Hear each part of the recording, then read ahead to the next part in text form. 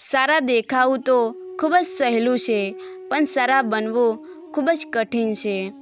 આજે હરેક માણસ બીજા માણસની નજરમાં સારો દેખાય એવા પ્રયત્નો કરતો હોય છે, એ પછી છોકરાઓ હોય કે છોકરીઓ હોય।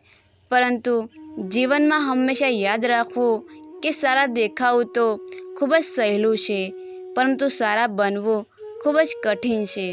કહેવાનો અર્થ એ છે કે આજે માણસ પોતાના ચહેરા પર સ્કીમો લગાવીને, મેકઅપ લગાવીને, સારા કપડાં પહેરીને સુંદર તો બની શકે છે, એટલે કે આજે માણસ પોતાના બાહ્ય દેખાવને સુંદર બનાવી શકે છે, પરંતુ અંદરથી સારા બનવા માટે ના કોઈ મેકઅપની જરૂર પડે છે, ના કોઈ સારા કપડાઓની જરૂર પડે છે, કે ના કોઈ સ્કીમોની જરૂર પડે છે, કે ના કોઈ બૂટ ચંપલની જરૂર પડે છે।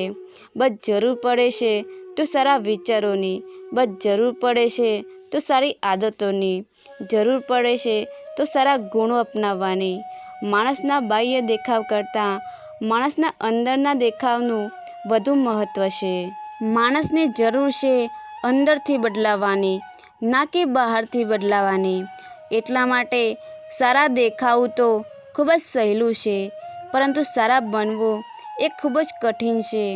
એટલા માટે કહેવાય છે કે સારા દેખાવું અને સારા બનવું એ બંનેમાં રાત દિવસનો તફાવત છે।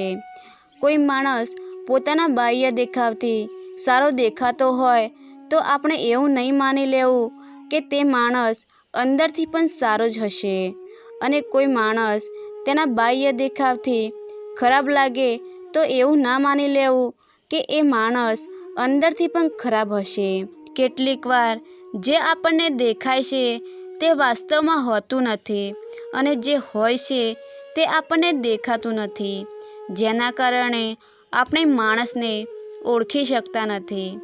આજે એવા અમુક જ માણસો હોય છે જે બીજાના દુઃખથી દુઃખી અને બીજાના સુખથી સુખી છે, જે નાના મોટા હરેક માણસ સાથે પ્રામાણિકતાથી વાત કરે છે, સારો વ્યવહાર કરે છે, દરેક માણસ સાથે સારું વર્તન રાખે છે, પોતાના સ્વાર્થ માટે નહીં પરંતુ બીજાના સુખ માટે હંમેશા કાર્યશીલ રહે છે।